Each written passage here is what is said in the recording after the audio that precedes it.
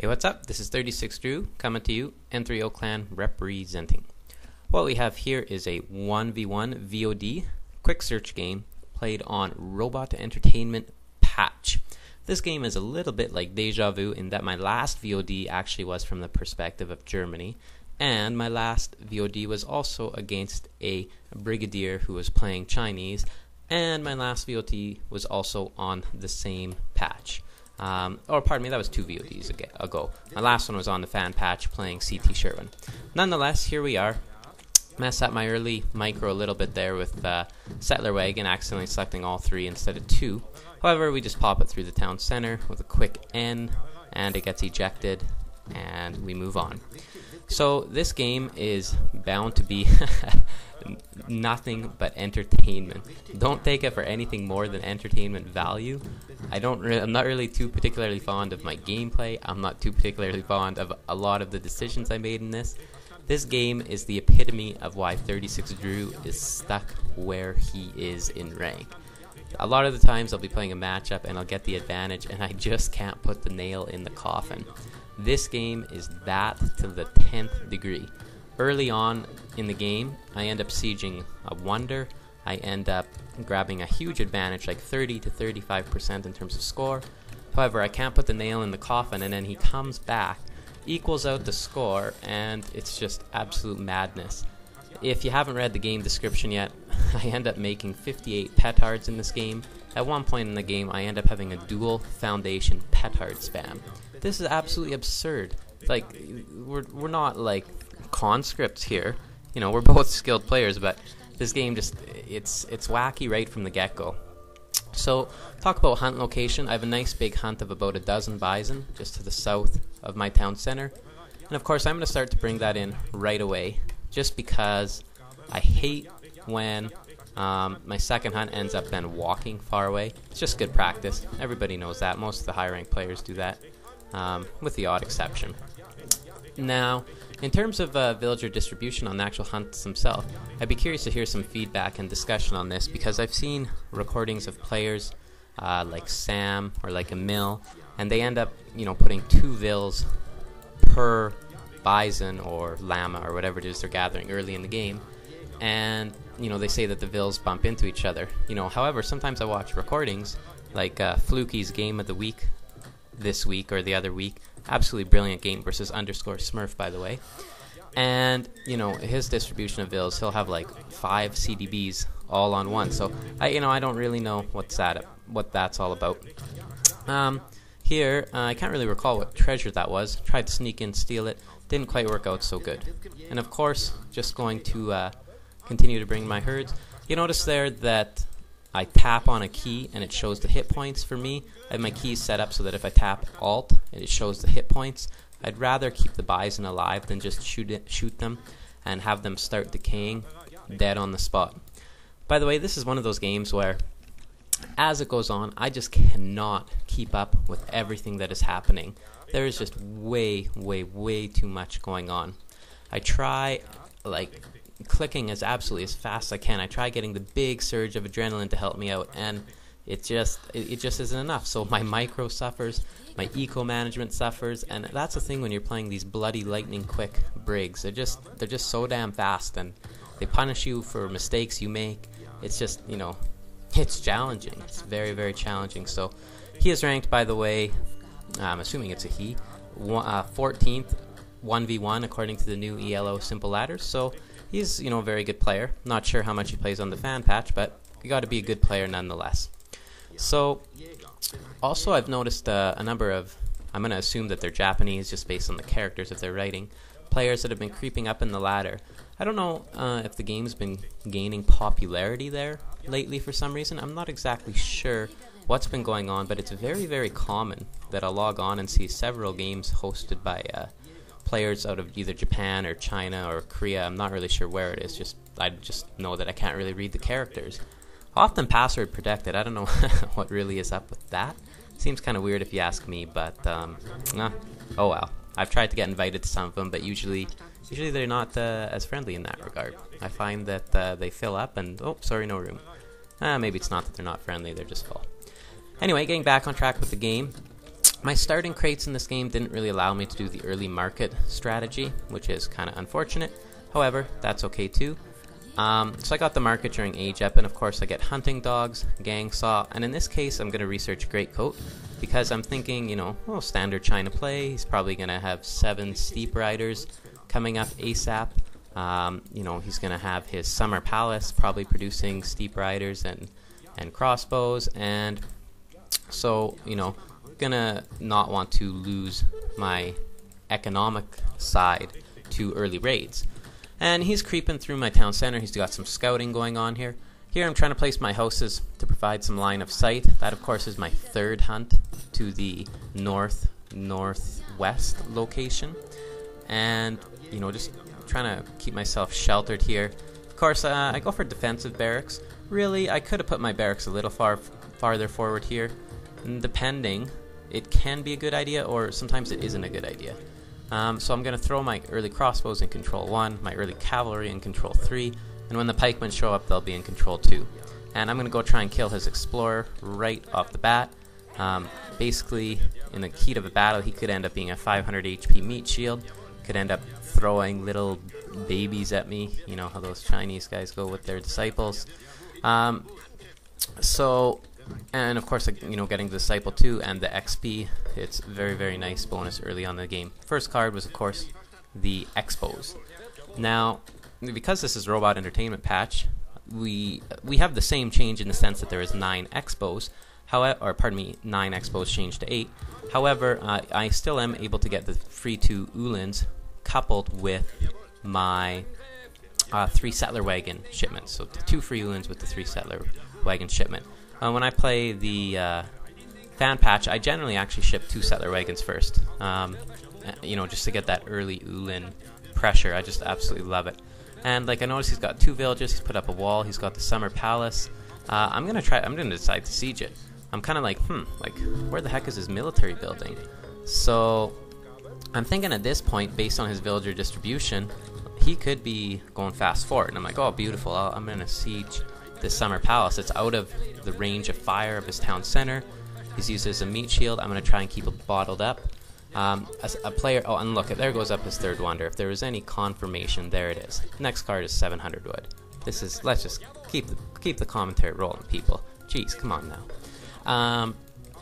And you know, he's got like 6 vills on it. Like, he just wants to get there. So obviously he's gathered the resources if he's already started to build it, and he's done so in a pretty quick fashion. I'm going to be able to slow down his age up time a little bit here, and taking out this early wonder is, which I am going to do by the way, is undoubtedly going to be instrumental to what happens the rest of the game. It doesn't matter what civ you are from TAD, if you lose your wonder, it's going to hurt. So also here, some of the vills that I'm going to be able to take out, I'm going to be able to just slow him down all that much more. Here with the 700 wood, I'm eventually going to get up another barracks.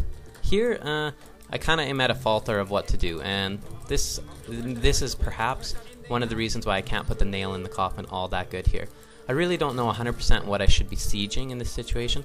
By the way, would love feedback on what I should be sieging. I decide to go for houses. There comes the 2nd barracks, good old dual racks. I'm going to ship 700 food here, actually, which is kind of so-so.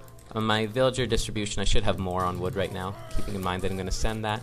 And here come the sentries and irregulars and all that kind of fun stuff. And I just know that any minute now he's going to be age 3. That wonder is going to do its thing, and boom, there come the skirms. I don't really know how to pronounce it, arc brushers or however it is. And score-wise, I've got a pretty good advantage right here. And I'm kind of like, it'd be nice if I had a couple Ulins still left kicking around. You know, walk into those. Meanwhile, he's got TC fire, and he is under a hell of a lot of pressure. But that's the thing about these bloody high rank players, is they just don't die. I throw my pikes into cover mode there. Not sure if it was the best thing to do. However, it was something to do nonetheless. There's just, I'm just having such a tough time keeping up with the pace of the game that's going on here, and resetting rally points and all that sort of stuff. And you know, really, like, my score advantage at this point in the game is just massive. Like, I should be able to put this nail in the coffin, but I can't. I end up losing my mass here. I should probably pull back, just keep harassing, repeat, on and on and on. However, it just doesn't happen that way. Food ends up being too much. I end up having to sell and then buy some gold. And look at, there he's got another shipment of skirms. Maybe instead of a second Rax, I should have gone for a stables instead. However, in hindsight, I just kind of threw down a military building and didn't give it any more thought than that. And his hit and run is just pretty good here. He's outranging me. I can't really do a whole lot. I know I'm keeping him belled in his town center, and that's good. And I know that I have an economic advantage. However, China H3 is scary, especially when you're only in H2. And, I'm just like, oh god, oh god, oh god, oh god, oh god, don't lose this advantage. What do I do? So then I decide to throw down the stables. Because we all know that China kind of has a weakness in dealing with, a cav light infantry combo to an extent.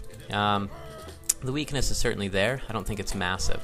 And there you see my rally points have got all messed up.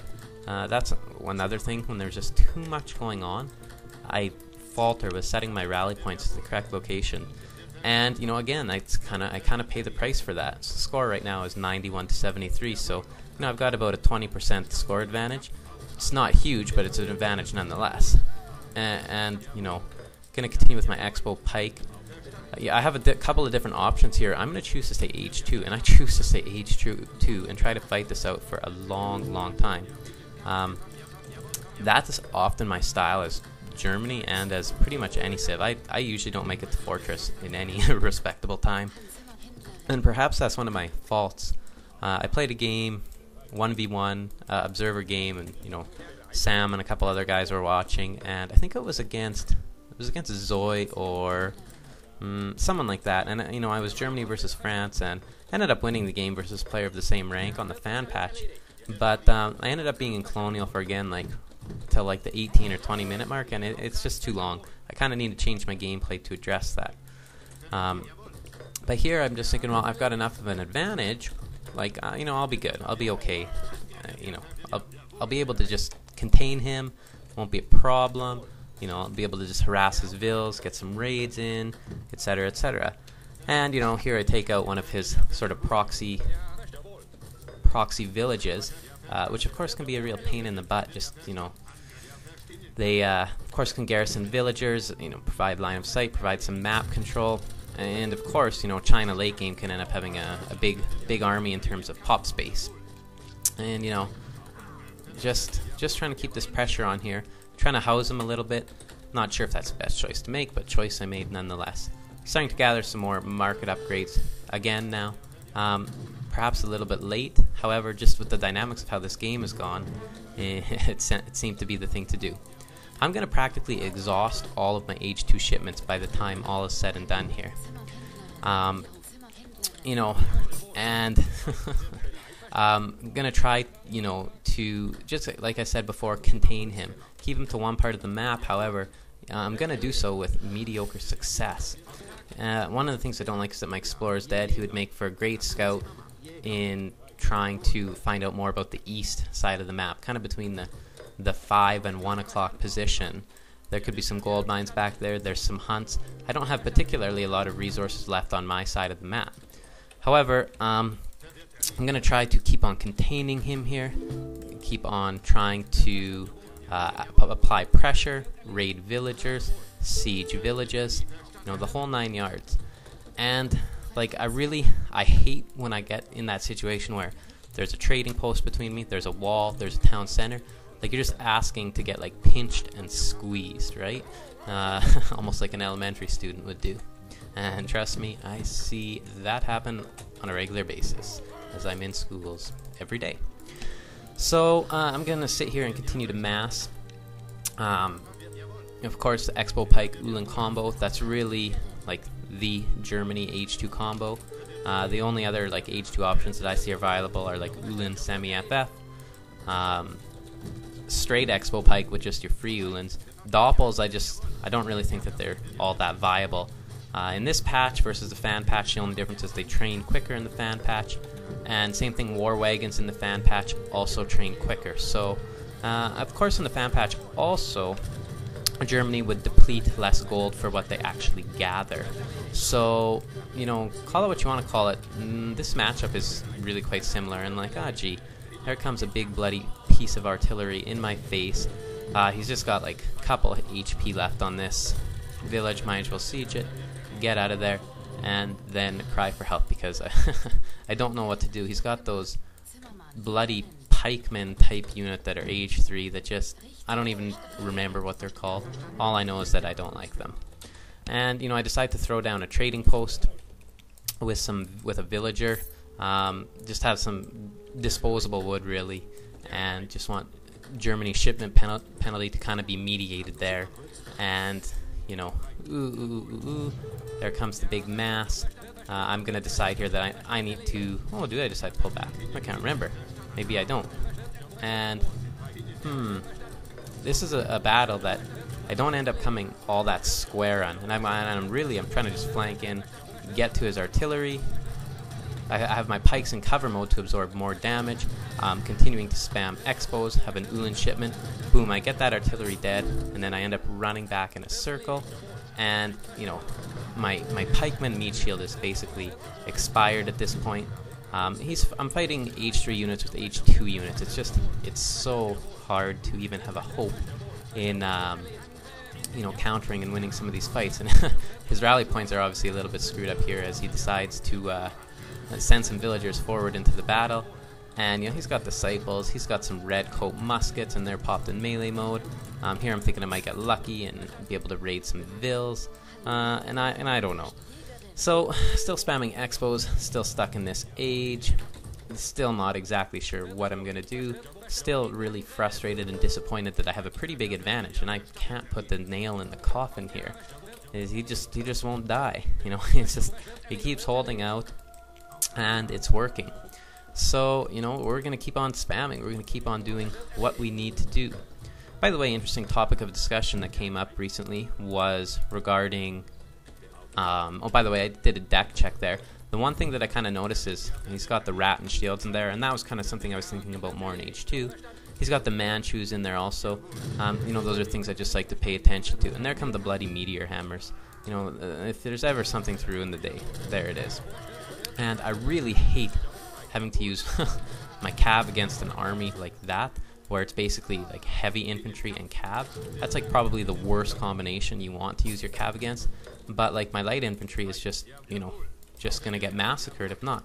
I pop Minutemen, I have Doppels on the way, I have Pikemen on the way, but like, oh man, it just, I'm getting pushed back to my town center here, and I've got the advantage, and you know, this is just brutal. This is downright awful and nasty. Things aren't looking good for me. I know score-wise I'm still, you know, equal enough that it's not a problem, but you know, we'll just have to keep on watching, keep on seeing how the dynamics of this game continue to play out. As I was saying before, there's, you know, talk about WCG and this year and, you know, what was going to happen, and you know, I made a post and I'm not sure who saw it or who agrees with me, but you know, it's disappointing. Of course, we all know that it's not in WCG this year, and there I go up for second stables. Got quite a villager population now, and you know, I really feel that Ensemble Studios or Robot Entertainment or whoever was in the decision-making power at that point in time made a big mistake by not pushing to have it included in this year's WCG. And the reason I say that is because I think undoubtedly with the pressure that you could apply, or the pressure you could apply to the community and getting them to vote to have games. I'm not 100% sure of all the criteria, but ES as in Ensemble Studios or Robot Entertainment as an RE, that the amount they'd make in sales would for sure outweigh the possible investment in having to advertise and promote the game. Furthermore, not only do you gain it directly in sales of the Age series, you know, Age of Empires 3 and the War Chiefs and the Age and Dynasties, but you gain popularity in future RTS games or future games even produced by the same designer, like Halo Wars and such. So my personal thoughts is just that was a big mistake on their behalf, and you know, the gaming place, it's increasingly competitive, you know, so I just think that companies like this need to be aware of that sort of thing, especially if they're to survive in the future. You know, regardless of the gaming title, it's and especially with things like StarCraft 2 coming out. You know, the day it comes out, it'll probably break every single gaming record for sales that exists. You know, how do you compete with that sort of thing? And I'll tell you one thing: you don't compete with that sort of thing by not pushing to have your games involved in big name things like the WCG. So, and you know, maybe this is being a little harsh, because if you measured Age of Empires 3 by any other measuring stick, it would still be considered a very successful game in terms of sales, in terms of profit, in terms of the number of copies that got out there. You know, it just, I don't know, it's still, you know, it's a little bit frustrating, because it's like, oh, you know, it easily could be the greatest RTS game that exists right now. There's just no question about it. But anyway, I guess that's neither here nor there, and it's just some discussion thoughts, and take what you want from it. But I mean, that's just my thoughts on the perspective. Getting back more to a gameplay discussion, you notice here some Manchus show up, and you know, I'm kind of taking control over one side of the map here, and I'm gonna lay a little bit of attack move there with some of my cavalry. Meanwhile, I have other parts of my cavalry floating around at that market, and there come Mr. Nasty Manchu, and you know, this again, that's really pathetic that I couldn't kill both of the villagers there. That's kind of one of the nasty things about here in this situation, fighting with Age 2 units against Age 3. I don't know if he's upgraded the villager HP on them, which of course you can do in Age 2. However, here we are. So, and there I'm gonna, you know, keep going for the dual stables, Ulan spam, mixing in with expos and pikes, and continuing on and on and on. This, you know, and of course we go for towers, try to avoid losing too many vills. My pikeman meat shield there, it's really just gonna melt, and it's really just gonna be basically straight up a meat shield. He's got the positioning here. I really, you know, if I run my whole army in there, I'm basically gonna lose it all. So this sort of decision making that's happening right here needs to be done in order to save myself. And again, like, my score advantage is pretty big, but I just can't put the nail in the coffin. And finally here, we're gonna go to Age 3 with the Exiled Prince. Get there bloody quick, because I've been here for way too long. Way too long. So of course gonna upgrade my units to veteran status as soon as I hit Age 3. By the way, if you didn't know, AOE3clan.com, that's the N3O website. We're hosting a tournament. It's open, well, it was open to N3O members only, and you know, it's pretty neat. So there's prize money for the top 6 finishers in the tournament, and ooh, that's gonna hurt me a lot. I should have noticed that coming on the minimap, and I had my army more positioned and ready for an assault in that direction. So yeah, there's prize money for the top 6 finishers, so we're pretty stoked about that. There also is prize for best gameplay and most unique strategy and greatest comeback in the tournament. So it's going to be really quite interesting. Right now I'm in the quarterfinals of the winners bracket. We got a big game coming up next against Sporting Lisbon, who historically me and him have had some very good games. They tend to be always epic in nature. I'm sure all of you have someone who, for whatever reason, when you play with, normal stuff doesn't happen. Games become extremely long. You know, your APM is just, you know, you're doing everything you can to keep it up. You know, you become almost fatigued, and it's like, Jesus Christ, I'm clicking a bloody mouse here. What's wrong with me? Why am I getting fatigued and tired? Now, that just shouldn't be happening. However, yeah, it's, you know, we'll post some of the recs on Age Sanctuary as they become available, and as the tournament, you know, progresses into the later stages, and the entertainment value is and gameplay value is definitely there. The biggest competition, well, there's a whole bunch of competition in it, but there's a guy by the name of Caesar, who many of you would probably know. I think he's best bet to win the tournament right now, so we'll see. It could be very interesting. I think it's anybody's tournament to win. So going Age 3 here, got the Expos, boom, split into 2 groups in a way, and he must obviously not notice, because I'm getting his Manchus with ranged infantry. Managed to take out 2, and seeing that 22 plus XP, I just love seeing that. Also gonna add some Falcons here, thinking, got the foundation up. I know artillery against China is kind of frustrating because of that thing called the hand mortar, and just because of some of their cav, like the meteor hammer, is very good against artillery. So Meanwhile, he's coming in here with a big mass. I'm like, ooh, speaking of the hand mortar, there they are. And I'm thinking, oh, well, I'm going to kill those hand mortars. These cannons are going to do tons of damage.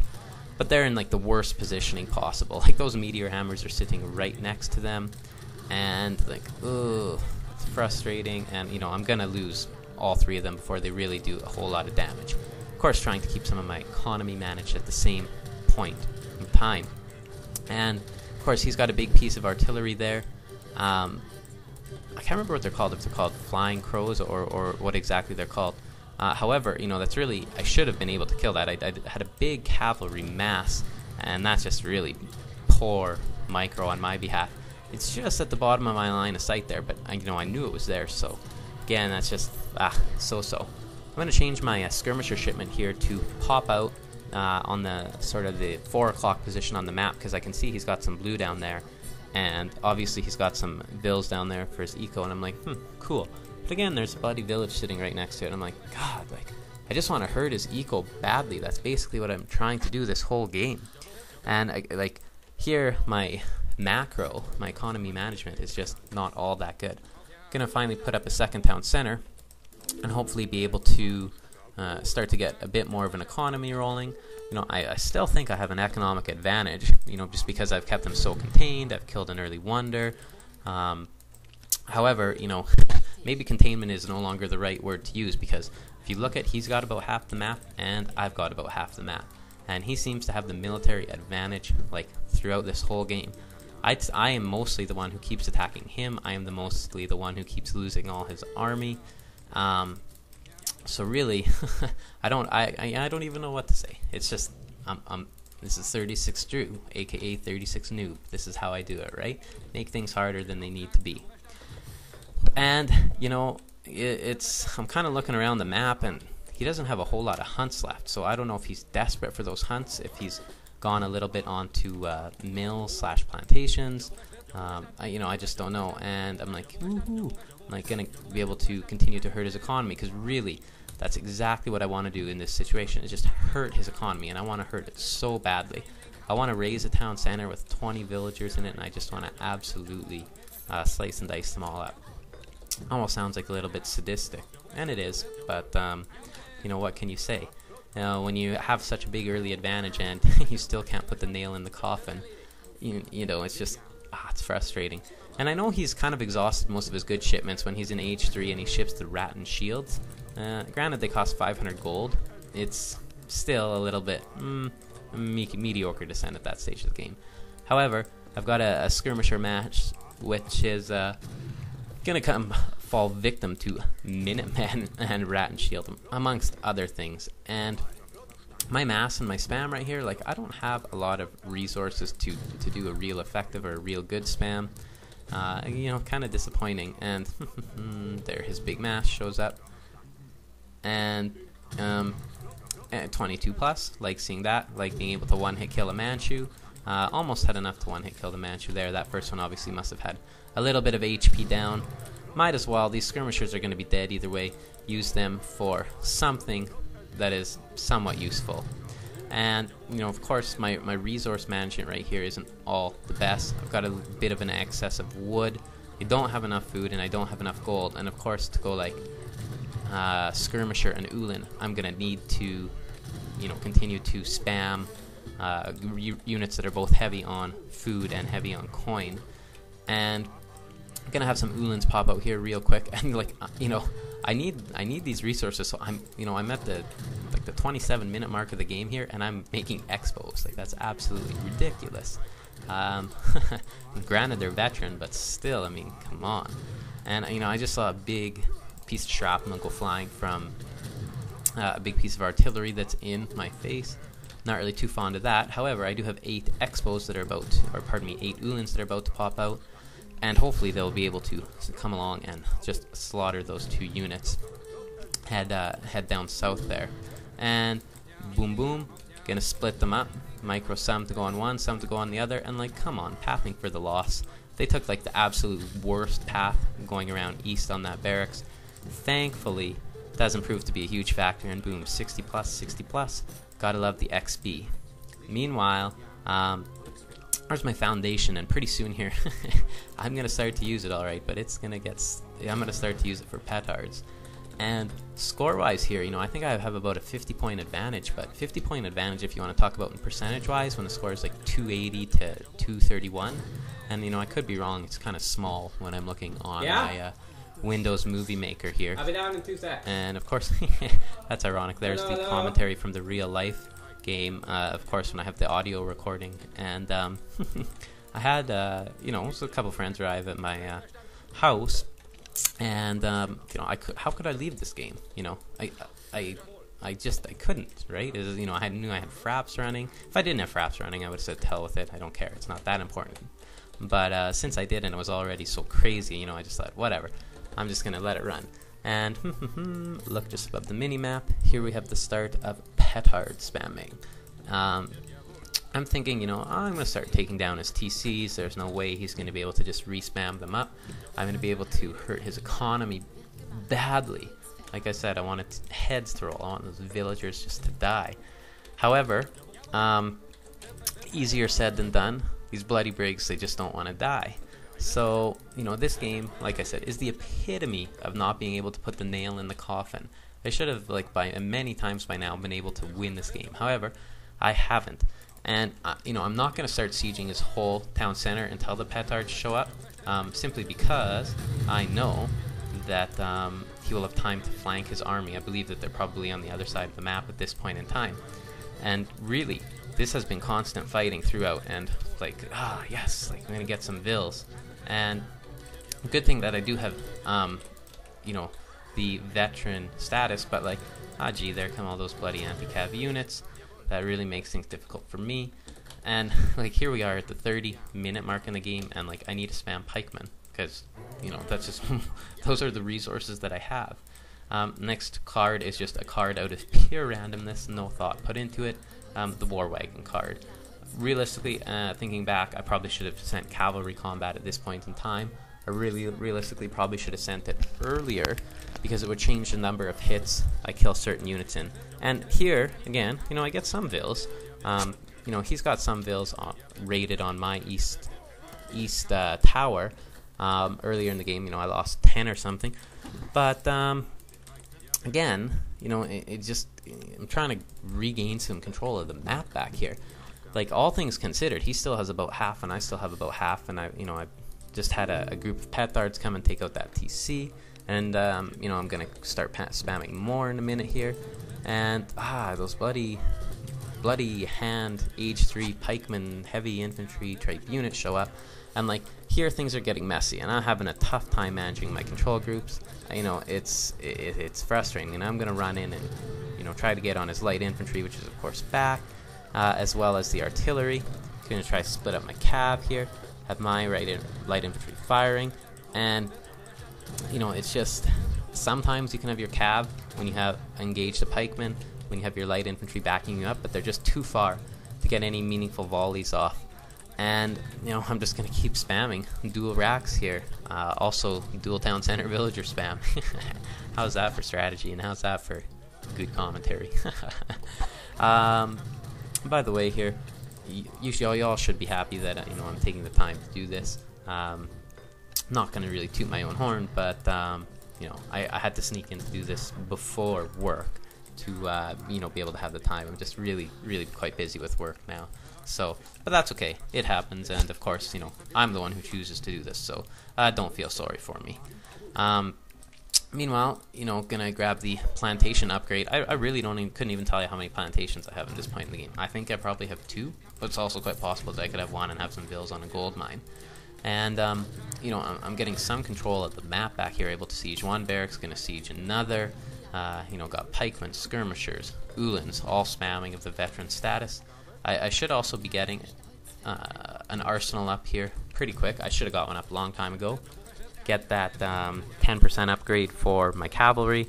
Possibly even get the CIR counter infantry rifling up. There's a lot of different options.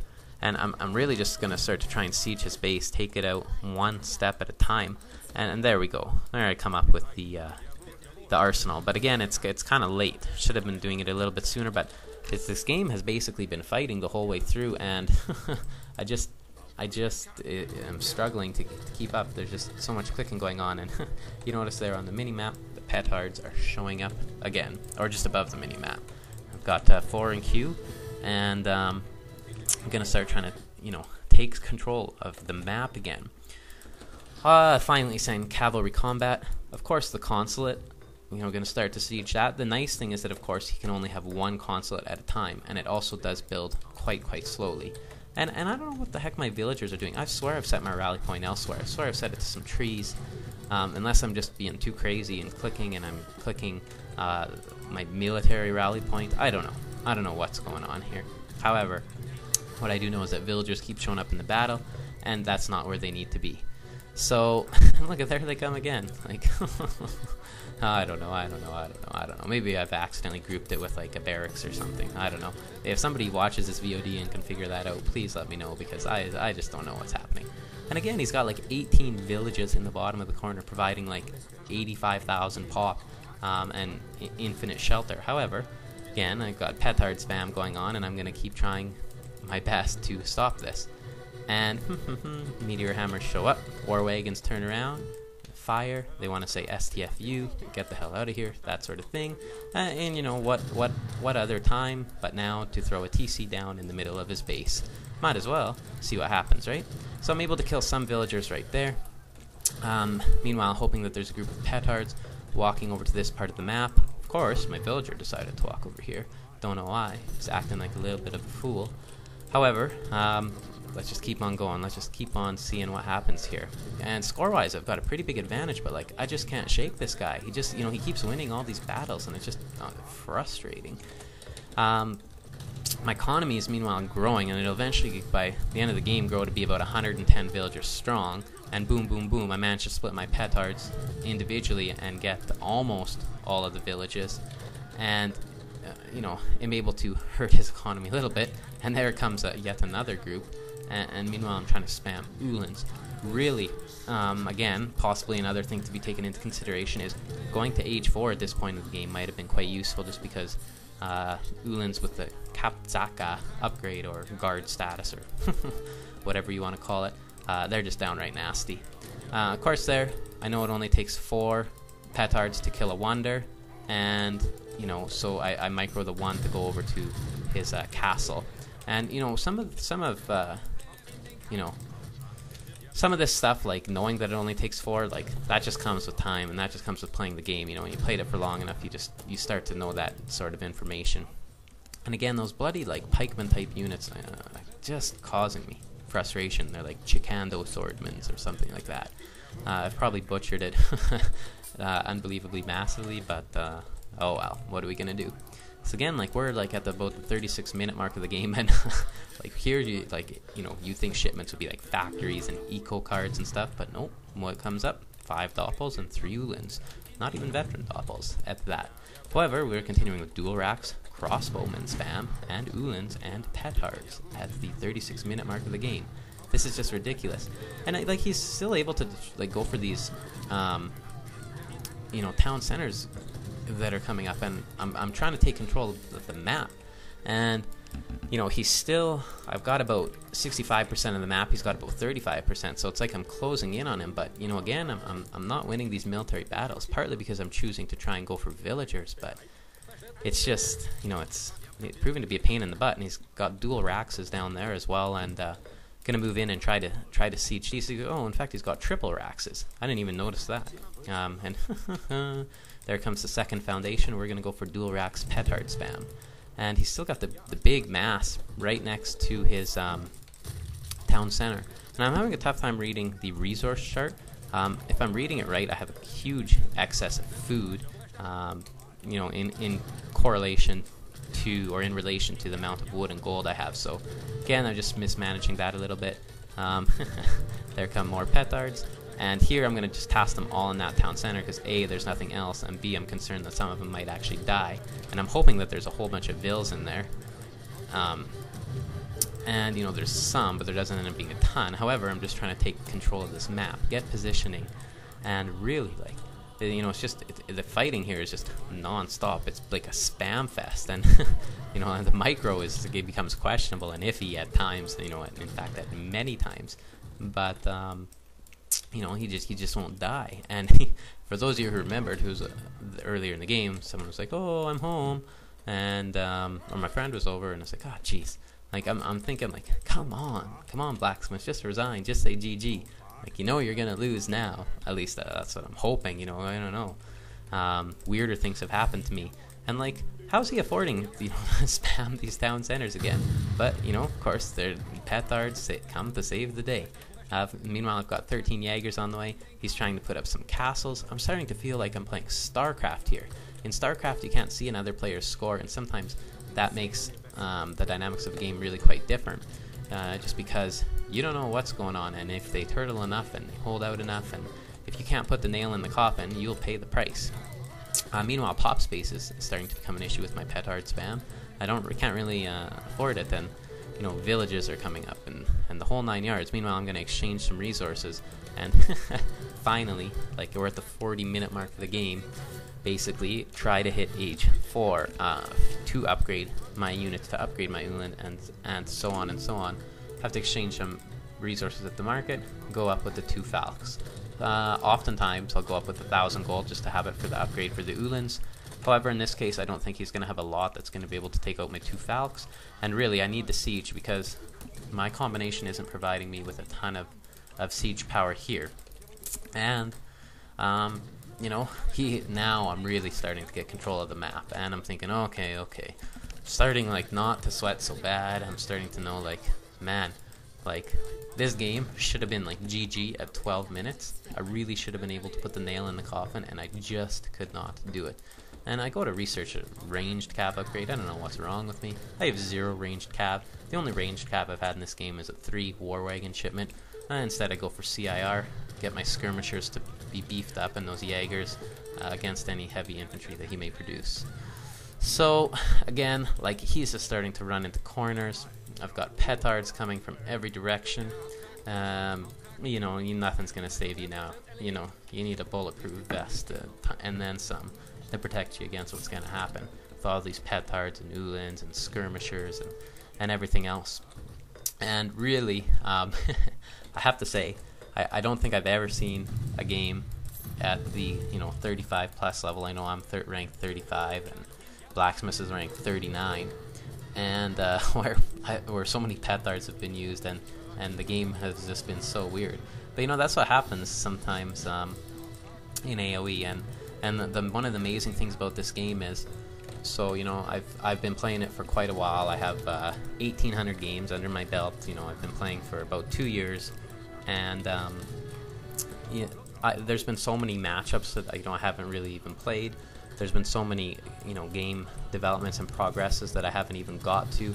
There's all the standard gameplay and so on, but the game is just so dynamic, so versatile, and they're a mage 4 and of course ship the factory, that you can play this game for years and years and years and not have even played every matchup, let alone have gone into certain outcomes with certain civs, like petard spam versus China. Like, not in a million years would I've ever thought that could ever happen, but here we are.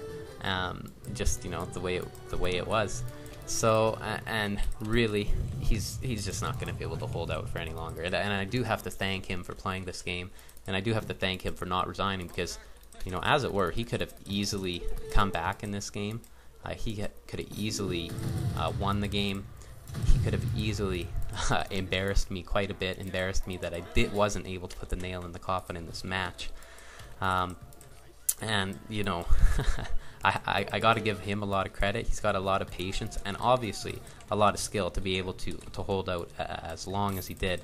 And to his credit, I did play him twice earlier in the day, and he won both games, with a little bit of ease. I wasn't really able to give him that hard of a time. But I do look forward to probably playing against him more in the future. Probably seeing him again more on Quick Search. And of course, he says can't hold out anymore. Good game. I'd like to thank you all for watching. Plan to have more VODs coming up in the future. Definitely well played on Maximus's part. Planning on, or Blaximus, sorry. planning on adding commentary to some others matches, possibly getting some games of my own up. 36 Drew, signing off, and 3-0, representing. Take care, everyone.